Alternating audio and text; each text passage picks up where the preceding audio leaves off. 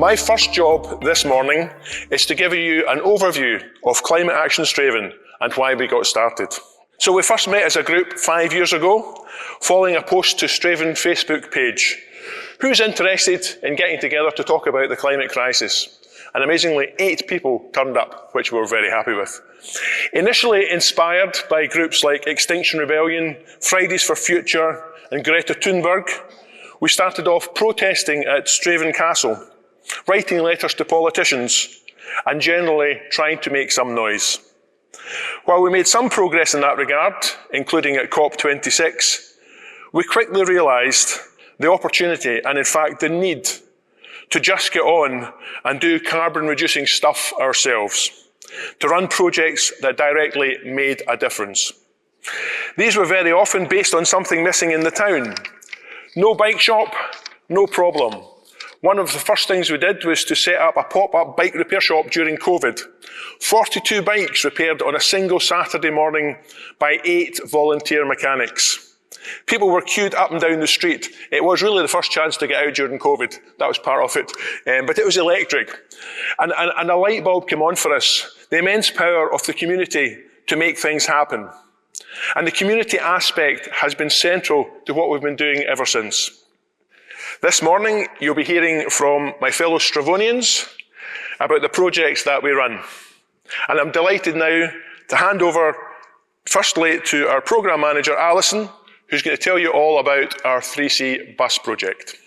In February 2020, one of the team members of Climate Action Strathaven went out and done a car count. And we counted the cars leaving our community in a 3-hour period. Over 2,000 cars were counted leaving Strathaven this morning. We couldn't guess where they were going, but we thought it's commuting time. There's a chance these cars are going to Glasgow.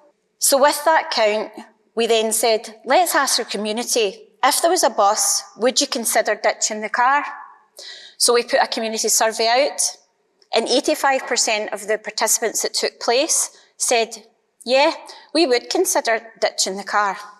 So we went with this, the 2 points, the car count and the survey, to a local bus company and said, would you please pilot a bus to Glasgow from Strathaven? They just said no. No is something that Climate Action Strathaven don't like. So what did we do? We hired a 53-seater bus for a month and we put on a free service from Strathaven to Glasgow.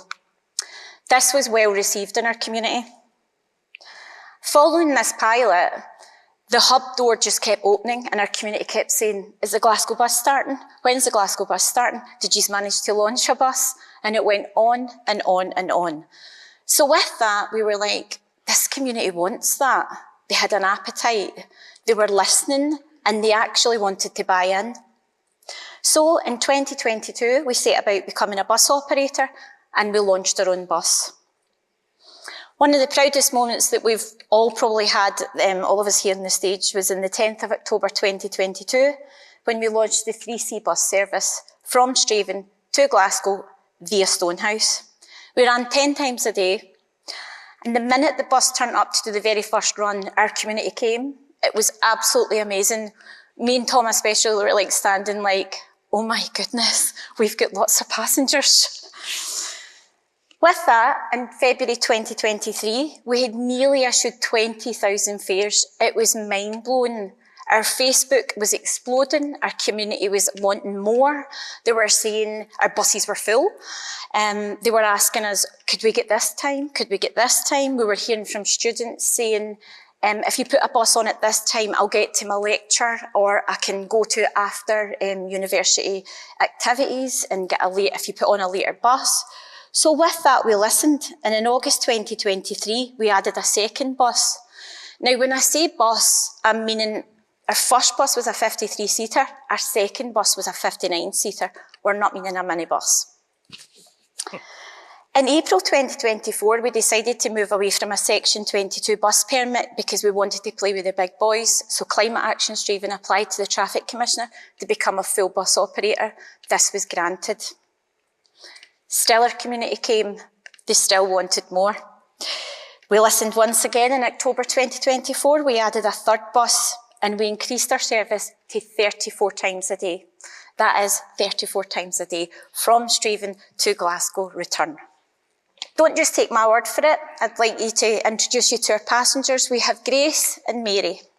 Goodness me, it's just so hard to know where to begin to give you the reasons why I think the advent of the 3C bus is a godsend for the community here and the enrichment it's brought to the lives, not just to the students and the workers, but the still game Algians like myself that don't need to go to work, but we do need to get into Glasgow for the joys of the culture there. There are three things that are great about the bus, and the first is, compared to what was there before, the time saved. Now, I always did go into Glasgow, being originally a Glaswegian, and it was an ordeal because the time taken would be anything up to 2 hours for getting there and 2 hours for coming back. And now you're looking at 42 minutes. I have a friend, Kate, who's always in Glasgow like myself, and she said, the first couple of weeks when that bus was on, I kept thinking, I was dreaming. It was just so good. The second thing about the bus is we don't need to worry, it's so reliable. It's always there. If any problem, it gets fixed right away. So we're not worrying about, will the bus be there, will the bus not be there? And thirdly, people have given up their cars.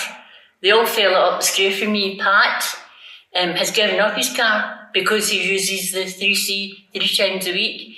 Marion, that I met last week, she was on the bus as I was going into Glasgow. She goes, I'm just nipping in for Celtic Connections. Nipping in is a word we could never have used when it was taking a 4-hour journey to get there and get back again. And at a personal level, I just love it. I get the 12 o'clock bus from the Common Green there, and as I walk into the art galleries for the organ recital, I'm in time for the start of the signature tune, Kelvin Grove, whereas before I'd have to have left a bit before 9 in the morning. So that's just great. And I'm now a member of the Goma Library because I can nick into the library there and their range of books is amazing. I'd now like to introduce you to Mick Wilson, our project worker, and he's going to present the community fridge. We have one paid part-time project worker and a pool of 20 volunteers, 12 of which are required to make the project run each week. Our volunteers are vital, and their dedication is the key to the success of this project. Most of our volunteers have been with us for over a year, and some from the very start. They are split into two groups, those who collect goods on an evening and those staffing our facility when it is open. We have found operating using a weekly schedule, and our WhatsApp group has created a team culture and mentality. Those collecting goods work in teams of 3, tending to prefer to operate on the same evening each week. Whilst different teams have different styles, for some it's a social event, and for others they just want to help the community and get back home as quickly as possible. Our volunteers who staff the project when it's open work alone and tend to be people who enjoy social interaction and just get pleasure from distributing the food we've collected. The project has become a destination in itself, and the footfall generated by the community fridge has an obvious knock-on effect to our other projects in the hub. We also work closely with other local food-based projects such as Strathaven Food Bank by supplying food and signposting those in need. We also have a help a lunchtime service for local school pupils, which regularly produces toasties for the kids using bread supplied by us. We have other initiatives such as a planter in the park, growing our own vegetables for the community fridge. We have made recipe cards and had a cooking demonstration from a local chef, showing that with simple planning, you can reduce food waste at home. We have recently been receiving overproduction from a local butcher. At the end of our week, any leftover items are weighed, unpacked and taken to a local chicken sanctuary. And any leftover packaging is taken to a local supermarket for recycling. So by weighing everything in and everything out, we can tell exactly the amounts collected from each store and how much surplus food we've distributed to our community. Our mission is to distribute the food surplus to everyone, regardless of means or income. Everyone is welcome at our project, as we are not a food bank, and open to everyone to prevent food waste. Now, I'd like you to listen to one of our volunteers, and she'll tell you a bit about the project. Hi, I'm a volunteer with the Community Fridge. I've been volunteering since the beginning, which is almost 3 years ago. I was looking to be useful, and this just happened, and it just was perfect because I am a big advocate of not wasting food or anything really. So when it came about that they were looking for people, I thought, I can do that, no problem. I can give up an hour or two of my time, and it's just become a habit now. And I've got met some great people, and we got on really well, and Mick has organised the team really well. So we've just got into our groove. In fact, there's a real low turnover. You know, it's pretty much the same volunteers that have been here for a good long while, which is quite unusual, I think. Okay, I'm now going to hand you over to Alistair to tell you about our fantastic retrofit project. From the very start, we became a charity, and that gave us lots of advantages, made it easier to recruit volunteers. It was easier to get donations. It was easier to get grants. But to make sure we remained focused right from the start, we put together a manifesto. And the projects that you've heard about so far and will hear about afterwards are all contained within that manifesto. And one of the ones that we thought would be very useful would be to help people not waste energy and not spend too much money. And that's what we call retrofit Strathaven. And in 2022, we managed to get to this project. We gathered some interested parties together and told them what our vision could be to help them improve their home energy efficiency and also minimise their spend on their energy. And that would be through draft proofing and home insulation. And from there, we got in touch with some householders and we started doing pre-assessments and then surveys as well, including thermal imaging surveys, drafts, all kinds of things to see where that energy was flowing out the building. And in 2023, we managed to get our training rigs, which are those things in the picture. They're kind of, the one on the left is effectively a scale model of a very typical house in South Lanarkshire and certainly in Strathaven. It's a bungalow with a room in the roof, and there are literally hundreds of these, maybe thousands, within about a 10-mile radius of Strathaven. And they are from the 1960s and 70s, and so when they were constructed, there was no insulation. Some people have managed to put some insulation in, but even then, when we do the pre-assessments, we find, this could perhaps have been done a bit better. And by the end of 2023, with our installer team, we had managed to do 3 houses. And in most cases, we managed to increase the temperature inside the house with no increase in energy use by about 5 degrees. So everybody was becoming jolly happy about this. And as Mick perhaps alluded to, Strathaven is quite a closed community. Lots of people talk to other people and say, Jings, why is my house so cold and yours isn't?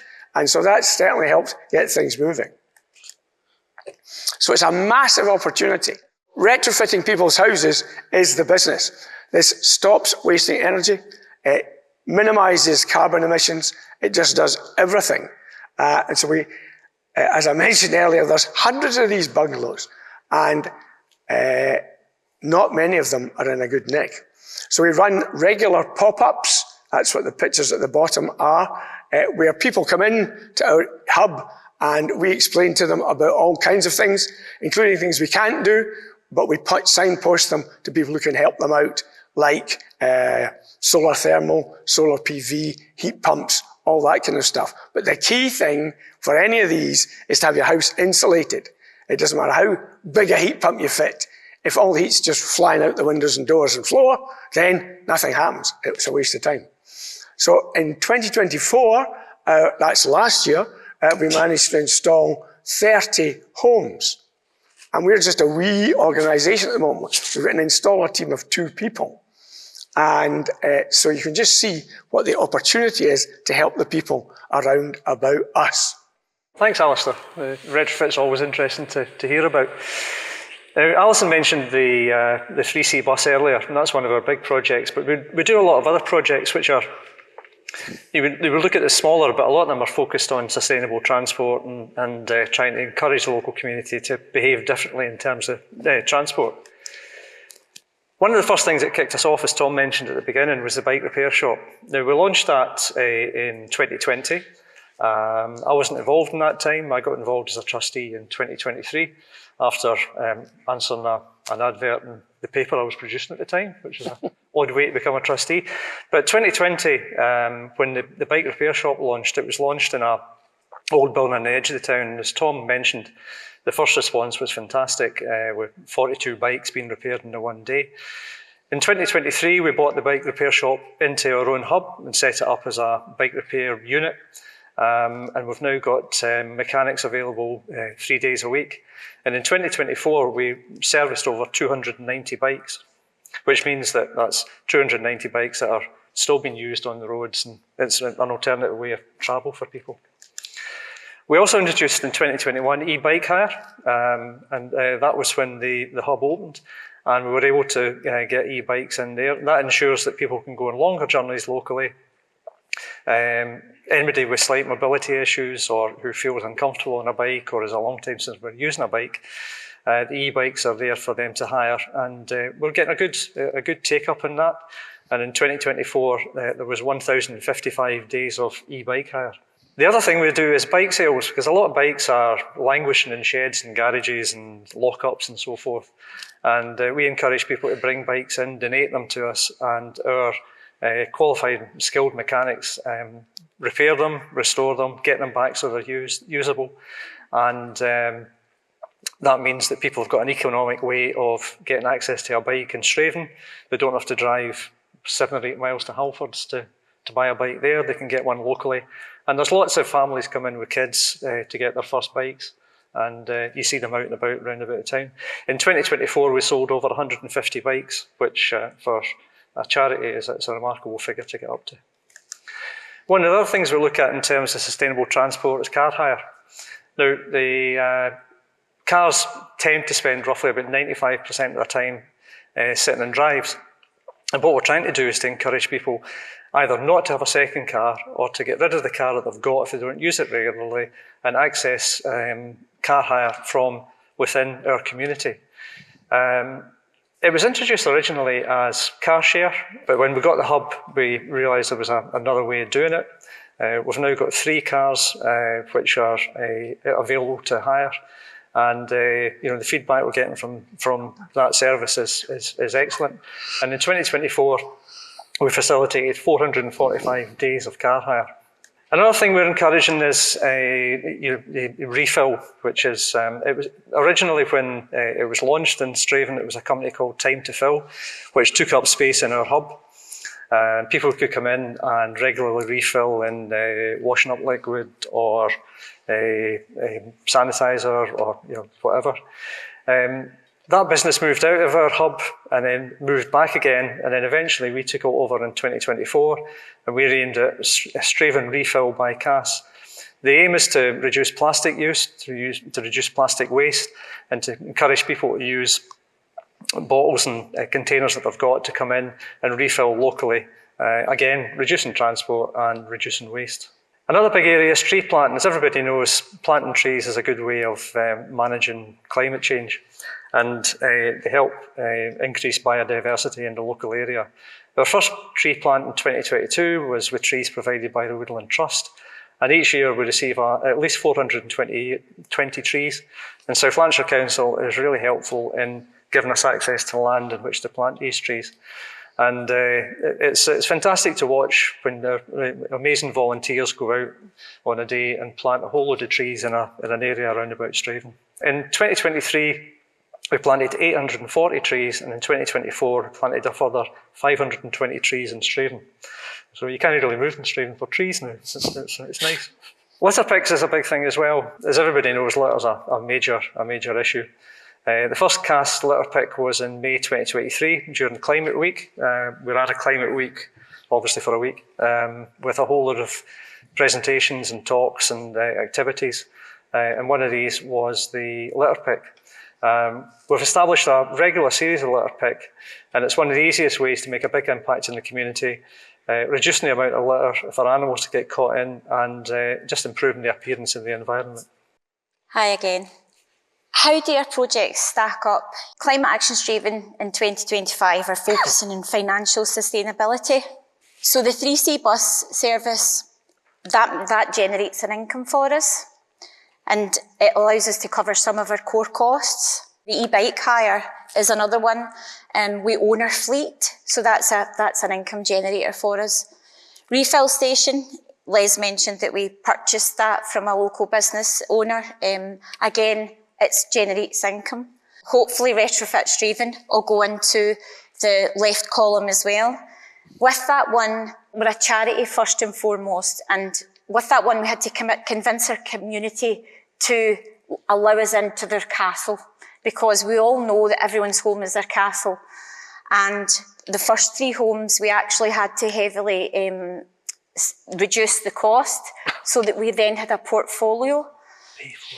Something that we're very, very proud of. If you've ever come to our hub in Strathaven, we have talking heads of our customers that we've retrofitted their homes. So we always try and aim for a 5 out of 5 service. With that in mind, the third sector funding has taken a hit. We all know that. I don't need to tell people in this room.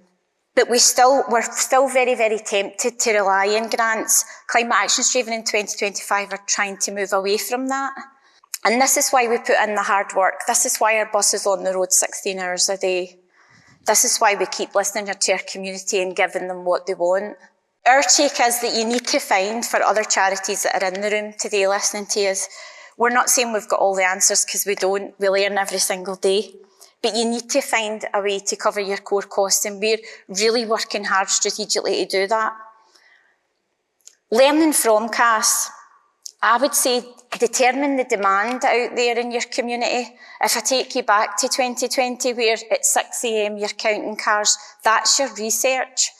Again, surveying your community. We've often, all of us here, went onto our bus and said, face to face, hiya, I'm Alison from Climate Action Strathaven. What do you like about the bus? And I go in and out of Glasgow for 35, 40 minutes just talking to some of the passengers. You have to listen to what they're saying, because with that they'll spend.